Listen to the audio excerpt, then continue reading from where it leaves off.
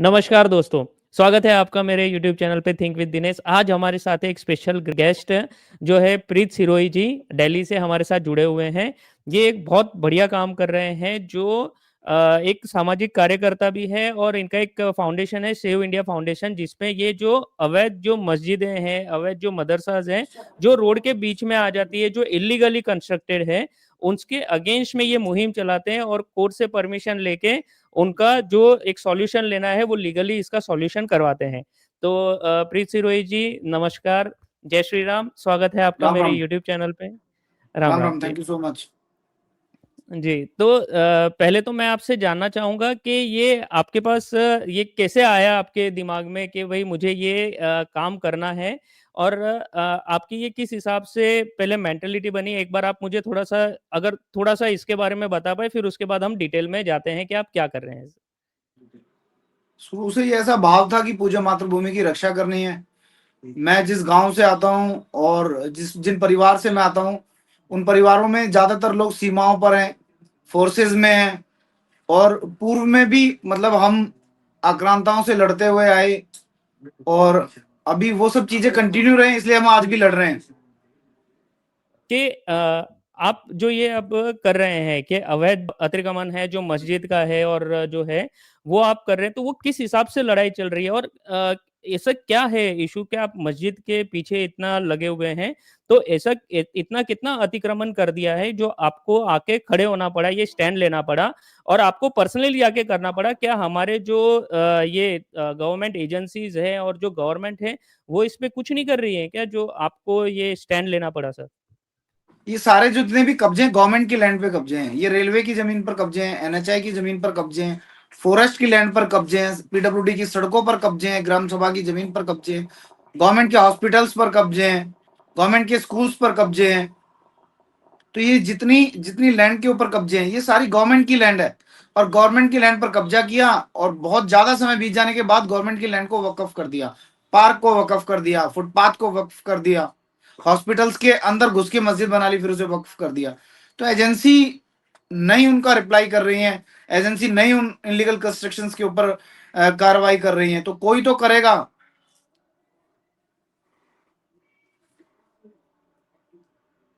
बिल्कुल सही है सर और इसमें हमको ही आगे आना पड़ेगा क्योंकि आज तो ये छोटा-सा अतिक्रमण है, ये करते-करते तो पूरा ही भारत ही कब्जे में हो जाएगा। तो ये आपने बहुत सही कार्य कर रहे हैं सर, जो आप कर दिनेश जी, रहे हैं। पूरा भारत बस कब्जे में है।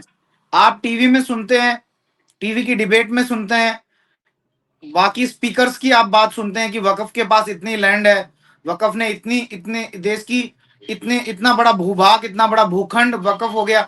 वो अवैध मस्जिद कमेटियां, जो अवैध मस्जिदों की कमेटियां हैं, उसका 1% वकफ ने किया है। अगर वकफ के पास 100 जमीन है तो इनलीगल मस्जिद कमेटियों के पास, कब्रिस्तान की कमेटियों के पास 10,000 है। वकफ से 10 गुना ज्यादा प्रॉपर्टी अवैध मस्जिद कमेटियों के कब्जे में है, अवैध कब्रिस्तान की कमेटियों के कब्जे में है, अवैध मजार के की जो कमेटियां बनी हुई हैं उनके कब्जे में है। तो आपकी आपकी और हमारी सोच से ऊपर इनके कब्जे हैं। Correct, correct, correct. नहीं, सही बात है, आपने जो बोला। तो आपका जो अभी मैं ये स्पेसिफिक अब आपके वर्क पे आता हूँ कि आपका जो ये वर्क है, ये दिल्ली बेस्ड ही है कि ऑल ओवर इंडिया आप कर रहे हैं? पूरे क्योंकि देश में हाँ जी, पूरे देश में रेलवे की लैंड पर जितने अवैध स्ट्रक्चर से हम लड़ रहे हैं, एनएचआई की अच्छा। लैंड पर पूरे देश में जितने अवैध स्ट्रक्चर से हम लड़ रहे हैं, फॉरेस्ट की लैंड पर, बाढ़ एवं सिंचाई विभाग की जमीन पर और सड़कों पर जितने भी अवैध स्ट्रक्चर से हम लड़ रहे हैं। और ओके, दिल्ली का तो ओके। पूरी दिल्ली लड़ रहे हैं। अच्छा, अच्छा। तो इसमें आप खाली एक चीज़ है कि एक ही धर्म के विशेष के अगेंस्ट में हैं कि आप सारी अवैध निर्माण के अगेंस्ट में हैं? एक सवाल आता है जो सबसे ज़्यादा पूछा जाता है इसमें। हम अवैध मस्जिद, अवैध दरगाह, अवैध मजार, पीर, कब्र, कब्रिस्तान, करबला, इनके विरोध में। जी, जी, बिल्कुल। तो आप ये अभी इनके अगेंस्ट में लड़ते कैसे हैं?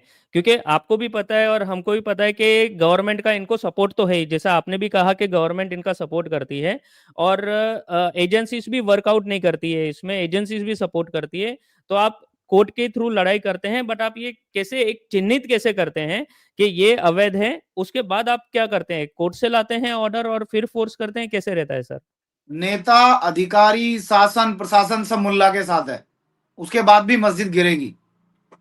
जो अवैध है वो गिरेगी। नेता उसके साथ खड़ा रहे, अधिकारी, शासन, प्रशासन सब उसके साथ खड़े रहेंगे। वार सवेर हो सकती है, देर हो सकती है, लेकिन अवैध मस्जिद गिरेगी। अवैध कब्रिस्तान से पूज्य मातृभूमि खाली होगी। देर हो सकती है, समय लग सकता है, लेकिन वो गिरेगी। सब उसके साथ खड़े हैं, उसके बावजूद भी गिरेगी। करेक्ट। आपने अभी आई थिंक रिसेंटली आपने जहांगीरपुरी में भी एक अवैध जो मज़ार थी शायद, वो एक अभी कल ही गिरी है। पश्चिमपुरी में।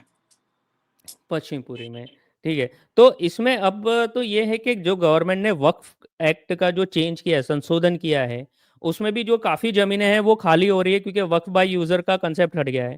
तो इसमें काला आप कानून है, काला कानून है। उस काले कानून के की आड़ में जितने कब्जे किए गए, जितनी गवर्नमेंट की लैंड पर कब्जा किया गया, जितना लोगों को सताया गया, जबरन उनकी जमीनें छीन ली गई, हड़प ली गई, वो सबकी सब वापस होनी चाहिए।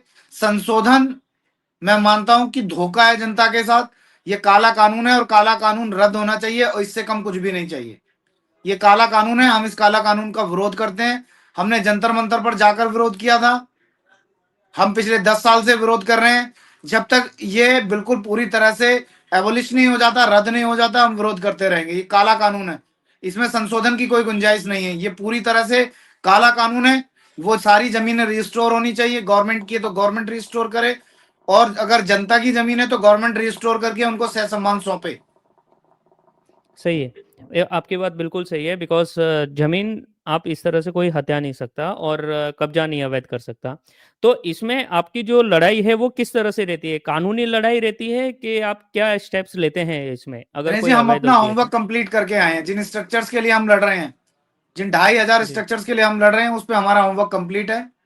सारे डॉक्यूमेंट्स हमारे पास हैं और लगातार हम कोर्ट में लड़ रहे हैं। उनके ऑर्डर आते हैं, फिर उनके ऑर्डर के एग्जीक्यूशन के लिए हम लड़ते हैं कि वो ऑर्डर इंप्लीमेंट किया जाए, शासन प्रशासन उस अवैध स्ट्रक्चर को हटाए। और भी बहुत सारे डॉक्यूमेंट्स हमारे पास हैं, लेकिन क्योंकि हम पहले लिस्ट कर चुके हैं, तो जिनकी बारी आती जाएगी वो टूटते जाएंगे, जिनकी बारी आती जाएगी वो हटते जाएंगे। तो ये 2,500 ऑल ओवर इंडिया है? ऑल ओवर इंडिया है, लिस्टेड है पूरा, अच्छा, स्क्वायर मीटर के साथ। ओके। और फिर भी आप लोग को आगे आना पड़ रहा है और गवर्नमेंट इतनी तत्परता से नहीं दिखा रही जो 2,500 को कर सके, और आपको ये स्टेप लेना पड़ रहा है। This is shocking thing. और इसमें दिल्ली में कितनी है सर, अगर आप खाली स्पेसिफिक दिल्ली का बता दिल्ली पाए में तो? 350 के आसपास हैं जिनके लिए हम साढ़े लड़ रहे तीन हैं। सौ के आस अच्छा, ओके। और कुछ मेजर साइट अगर आप बता पाएं इफ पॉसिबल सर, दिल्ली में ही। सारी मेजर है। निसारिया मस्जिद सीमापुरी मेन रोड पर खड़ी हुई है। रघबीर नगर में अहले इस्लाम मस्जिद हॉस्पिटल की लैंड पर खड़ी हुई है। रघबीर नगर में Jama Masjid R block green land पर खड़ी हुई है। मंगोलपुरी मोहम्मदी जामा मस्जिद ग्रीन लैंड के ऊपर खड़ी हुई है। ओके। अल्लाह ओके। मस्जिद ग्रीनलैंड के हाँ। ऊपर खड़ी हुई है। जामा मस्जिद नंदगिरी ग्रीनलैंड के ऊपर खड़ी हुई है। आयशा मस्जिद सीलमपुर में ग्रीनलैंड के ऊपर खड़ी हुई है।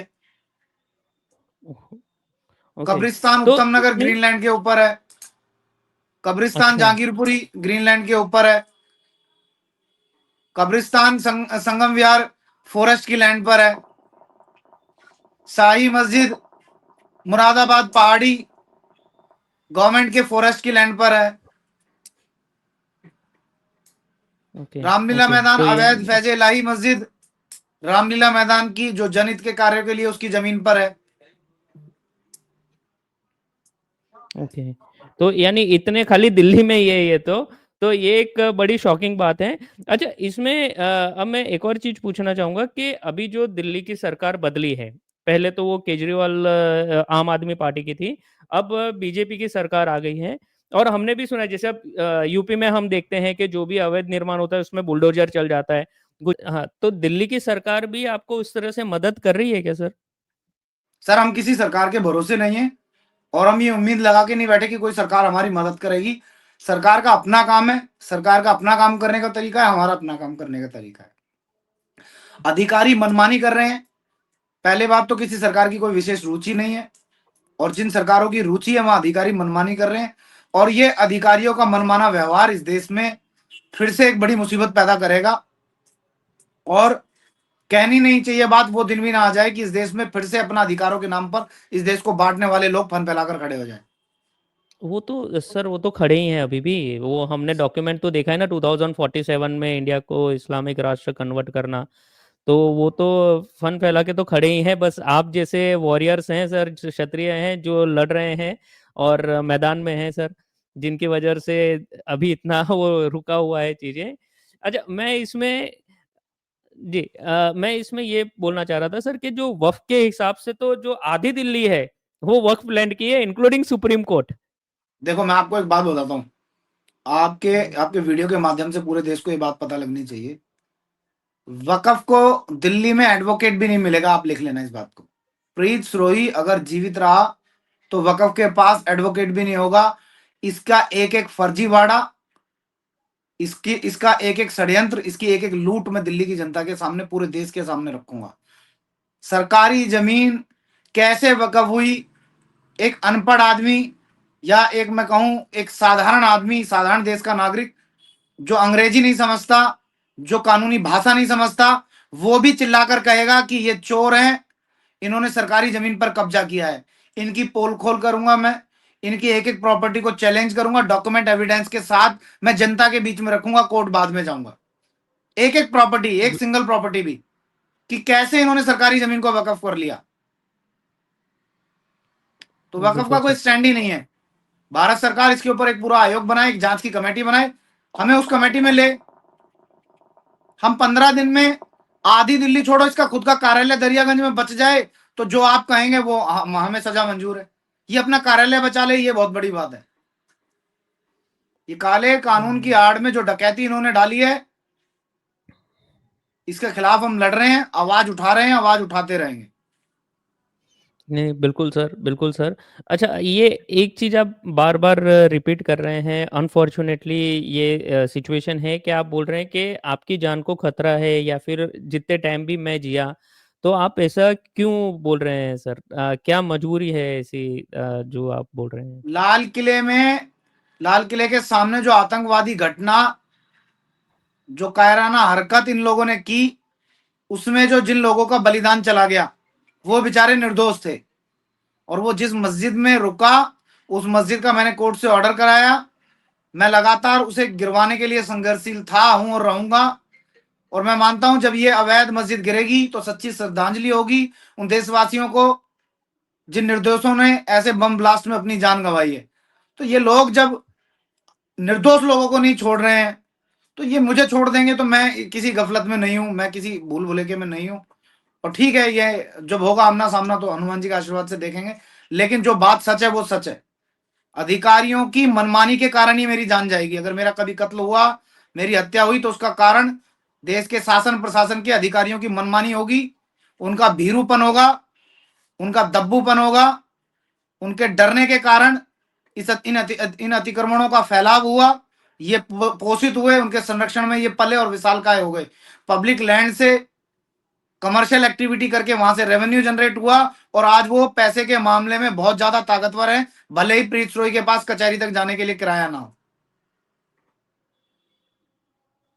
नहीं, बिल्कुल सर, मैं आपकी बात तो एग्री, उसमें तो डिनाई नहीं है। तो इसमें सर एक और क्वेश्चन आता है कि दिल्ली ब्लास्ट की आपने बात की, तो वो तो बहुत सैड इंसिडेंट था, और एक तरीके से हम बच भी गए कि वो 3 टन जितना वो एक्सप्लोजिव लेके बैठे थे, और इतने डिटोनेशन लेके बैठे थे, और इतना ज़्यादा वो लोग प्लान कर रहे थे। तो हम एक तरीके से बच भी गए इसमें, और हमारी एजेंसीज ने नहीं, वर्क इस भी किया, बात की तो आपने भगवान। जांच क्यों नहीं की? जो जो लोग पूरे भारत में ब्लास्ट करके लोगों को मारकर एक एक एक एक डर का माहौल बनाना चाह रहे हैं, उन हत्यारों ने ड्यूटी पर होते हुए कितने लोगों का कत्ल किया होगा? कितने हिंदुओं की हत्या उन लोगों ने इलाज के दौरान कर दी होगी? ये जांच का विषय नहीं मानते। जो लोग इतने इतने जाहिल हैं, जो जो इतने निर्दयी हैं, उन्होंने डॉक्टरों के भेष में उस वर्दी में रहते हुए कितने हिंदुओं का कत्ल किया होगा, ये जांच का विषय नहीं है। इस बात की जांच नहीं की जानी चाहिए। जिन हॉस्पिटल्स में, जिन यूनिवर्सिटी में इन लोगों ने प्रैक्टिस की, वहां इनके इनके इनकी प्रैक्टिस के दौरान कितने लोगों की हत्या हुई, उस बात, ये जांच का विषय नहीं है। कितने लोग रोते बिलखते हुए अपने अपना शव अपने घर ले गए, क्या इन लोगों ने किया, इनके पूरे कुकृत्य की जांच होनी चाहिए। ये तो बहुत बड़ा टॉपिक है। अगर दिल्ली पुलिस ये सोचती है कि हम ये डेटा मंगा लें कि कितने लोगों ने अरब कंट्री से मतलब मेडिकल की पढ़ाई की और दिल्ली में प्रैक्टिस कर रहे हैं, कितने प्राइवेट हॉस्पिटल्स में इस तरह के डॉक्टर्स हैं, उनकी लिस्ट बनाने से काम नहीं चलेगा। सख्ताई से पूछताछ होनी चाहिए, जांच एजेंसी पूरी ईमानदारी से इसके ऊपर काम करें और इसे एक ऐसी थेरेपी दें कि इस कैंसर का इलाज हो। निर्दोष लोग मारे गए, ये अपने आप में बहुत दुखद घटना है, लेकिन भविष्य में अगर ऐसा होगा तो ये उससे बड़ा दुर्भाग्य होगा देश की जनता का, ये फेलियर होगा देश की एजेंसीज का। आप लिस्ट नहीं, बना लें, बिल्कुल। फाइल बना लें, एमएचए को सौंप दें। फाइल बनाकर फाइल क्लोज करना ये पर्याप्त नहीं है। ये विचार है, पूरा एक विचार है। उस विचार को जब तक आप नहीं कुचल देंगे, निर्दोष लोगों की जानें देश में जाती रहेंगी और ऐसे फाइलें बनती रहेंगी और फाइलें बंद होती रहेंगी। बिल्कुल सही बात है, क्योंकि ये फाइल तो बनेगी, हमारी जान माल का नुकसान है, हमारी जान का कोई भरोसा नहीं कब। क्योंकि एक फ्रैंकली मैं आपको एक चीज़ और बताऊं कि मेरे सामने ही 2008 में बॉम्ब ब्लास्ट हुआ था और मैं उसमें बहुत बारीकी से बचा हूं। मैं ट्यूशन पढ़ रहा था और मेरे ट्यूशन के सामने ही हुआ यहाँ पे। तो मैंने वो फेस किया है ये सिचुएशन के, जब आपके सामने टेररिस्ट अटैक होता है तो क्या सिचुएशन होती है आपकी। तो जो आज भी ये बड़ा सेक्युलरिज्म चला रहे हैं और डिनाई कर रहे हैं, उनको सोचने की बात है कि जब उनके सामने ये हो गया तो उनकी सिचुएशन क्या होगी। तो जी। देखो, जिन लोगों को आप सेक्युलरिज्म कह रहे हैं या सेक्युलरवादी कह रहे हैं, वो एक्चुअल में वो कायर लोग हैं। वो लोग हैं जिनके पूर्वजों ने झोला उठा के हमेशा पलायन किया है, और या वो दोगली नस्ल है जो कहीं ना कहीं काणी है। काणी इन द सेंस कि जो कहीं ना कहीं जिनमें पानी मरता है, जो कहीं ना कहीं इन लोगों से आर्थिक रूप से या व्यक्तिगत फायदे से जुड़े हुए हैं। कोई सेकुलर जैसा कोई शब्द नहीं होता। बिल्कुल सही है, बिल्कुल सही। और वैसे भी हम पे ये थोपा गया है सेक्युलर वर्ड, हमारे नहीं तो थोपा, हम कॉन्स्टिट्यूशन में मानते ही था नहीं था है। नहीं। सेकुलरिज्म जैसी हम्म। कोई चीज ही नहीं होती। जियो और जीने दो की संस्कृति में मैं और मेरा हम्म। चलेगा ही नहीं। सही है। जो लोग वंदे मातरम का विरोध करते हैं, जो लोग भारत माता की जय बोलने का विरोध करते हैं, उनके साथ कैसा भाईचारा भाई।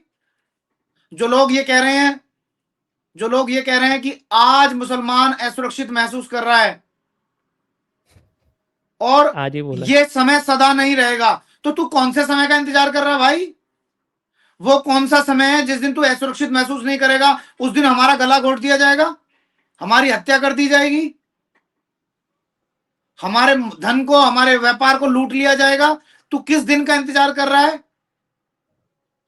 ये कितनी डरावनी लाइन है कि हमेशा ऐसा नहीं रहेगा। तो वो दिन जब आएगा उस दिन हमारे साथ क्या अत्याचार होगा। और ये जो बयानबाजी करके गरीब मुसलमानों को एकजुट करके ये अपनी नेतागिरी साध रहे हैं, ये दुकानदारी नहीं चलनी चाहिए। ऐसे बयान देने वाले लोगों को तत्काल प्रभाव से उठा के जेल में डालना चाहिए, इनकी संपत्तियों की जांच होनी चाहिए। Correct sir. तो मेरा ये लास्ट सेकंड सवाल है कि आप मुस्लिम्स के अगेंस्ट है कि अवैध निर्माण के अगेंस्ट है। देखो, मैं जिनके अगेंस्ट हूं वो जानते हैं, बाकी इस बात का प्रचार करके भी क्या ही होना है। मेरी जिनसे लड़ाई है वो जानते हैं मैं क्या कर रहा हूं। और इसमें भी कोई स्पेशल मैं कोई तमका ले लूं या मैं कह दूं कि मेरी इससे, वो जानते हैं अवैध अतिक्रमण गिरता है तो किसे खुशी होती है, जो देशभक्त है। पब्लिक लैंड से अवैध बिल्कुल। अतिक्रमण गिरता है तो देशभक्त खुश होता है, और जो दुखी होता है वो देश विरोधी है। उसे उसे तकलीफ है भारत माता की जय बोलने में, उसे तकलीफ है वंदे मातरम की जय बोलने में। वो नहीं मानता भारत को अपनी आस्था का केंद्र, वो उसकी आस्था है नहीं पूज्य मातृभूमि में। ठीक है, साल में एक दो बार ढोंग कर देता है कहीं आकर, लेकिन जो मूल बात है वो पूरा देश जानता है। बिल्कुल सही बात है। अच्छा, ये अब इसमें ये है कि एक बहुत चीज़ें चलती आ रही है, सोशल मीडिया पे भी बहुत चलती है। ऑल्दो मुझे एक स्पेस की भी बात करनी थी, बट ठीक है, मैं ये एक बात करता हूँ कि हिंदू हृदय सम्राट, आप किसी को मानते हैं कि हिंदू हृदय सम्राट हमारे देश में? हिंदू जनरली हृदय ये मोदी जी सम्राट, के लिए कहना जाता है, बट देन ऑल्सो अगर आप कुछ देखो इसके बारे राजा, में। राजा पिता समान होता है, और प्रधानमंत्री जी का मैं बहुत सम्मान करता हूँ। और मतलब मेरे, मैं अपना आदर्श अगर कहूँ तो देश के प्रधानमंत्री हैं, जो इस उम्र में भी पूरे भारत को साथ लेकर चल रहे हैं। और विपक्ष किस तरह की बयानबाजी या पर्सनल बयानबाजी उन्हें करता है, उसके बाद भी बहुत धैर्य और बहुत संयम का वो परिचय देते हैं। तो देश के प्रधानमंत्री से पूरा देश सीख रहा है, मैं भी सीख रहा हूँ। करेक्ट। और एक ये है कि योगी जी के बारे में आपका क्या कहना? नहीं, देखो, जो शासन व्यवस्था, जो प्रशासन व्यवस्था उत्तर प्रदेश की है, वो एक मॉडल के रूप में, जो कानून व्यवस्था, जैसे कानूनों में संशोधन हुआ, नए कानून बनाए गए, वो कानून राष्ट्रीय स्तर पर बनने चाहिए और हर राज्य में वो लागू। जैसे गौ हत्या बंद हुई, हलाल हलाल हम्म, सर्टिफिकेशन के ऊपर काम हुआ, धर्मांतरण के ऊपर काम हुआ, घुसपैठ के ऊपर बार बार जो होमवर्क यूपी की सरकार कर रही है, वो राष्ट्रीय स्तर पर होने की आवश्यकता है। उसे यूपी यूपी तक सीमित ना रखा जाए, वो उसे उसे एक यूनिफाइड लॉ बनाना चाहिए, पूरे देश में वो लॉ बनना चाहिए। और आदर्श मुख्यमंत्री के रूप में माननीय महंत जी हैं, योगी आदित्यनाथ जी हैं, और पूरा देश उनका सम्मान कर रहा है। और कहीं ना कहीं हम भी उसी लाइन में हैं कि हमारी बहुत ज्यादा मतलब आस्था और उनके प्रति सम्मान है। परमात्मा उन्हें दीर्घायु करे। उत्तर प्रदेश में इतनी सुंदर सुव्यवस्थित शासन के लिए वो वाकई शुभकामनाओं के पात्र हैं। सही। अच्छा, अब ये लास्ट सवाल है जिसके लिए सबने रिक्वेस्ट की थी कि आपकी जो फाउंडेशन है उसमें कुछ डोनेशन जैसा है कि हम आपको कुछ डोनेट कर सके, या फिर आपका क्यूआर कोड है, क्योंकि काफ़ी ऐसे, आपको मैं बताता हूँ प्रीत जी, कि काफ़ी ऐसे लोग होते हैं जो जुड़ नहीं पाते, लेकिन वो चाहते हैं कि हम हमारी जो इच्छा शक्ति है उसके हिसाब से हम ये संगठनों को मजबूत बनाएं, क्योंकि जैसा आपने कहा कि भाई उनके पास बहुत पैसा है, बट हमारे यहाँ पे अनफॉर्चुनेटली हमारे मंदिर तो एक तो हमारे हाथ में है नहीं, वो सरकार लेके बैठी है। तो हमारी जो ऑर्गेनाइजेशंस होती हैं उनके पास इतना पैसा होता नहीं है कि वो इतना हार्ड वर्क कर सके और इतना वो इन्वॉल्व हो सके। तो क्या आपके ऐसा कुछ है जिससे हम जनता के सामने ले जाएँ और आपके कुछ फंडिंग का ये करें, तो ऐसा कुछ है आपके अभी? हाँ, सेव इंडिया फाउंडेशन का अपना बैंक अकाउंट है, उसकी डिटेल आप ले लीजिए। जो भी आप, मतलब मैं कभी अपील नहीं करता, जो लोग सही समझते हैं, जो जुड़ना चाहते हैं वो जुड़ सकते हैं। ठीक है, तो आप एक अगर क्यूआर है सपोज़ इनका, ये इसका, तो मुझे आप एक बार शेयर कर दीजिएगा, तो मैं क्या है यहाँ पे लगा दूँगा, और जो भी हमारे जो भाई-बहन हैं, जो इनको हेल्प करना चाहते हैं कि जो ये वर्क कर रहे हैं हमारे लिए, ठीक है?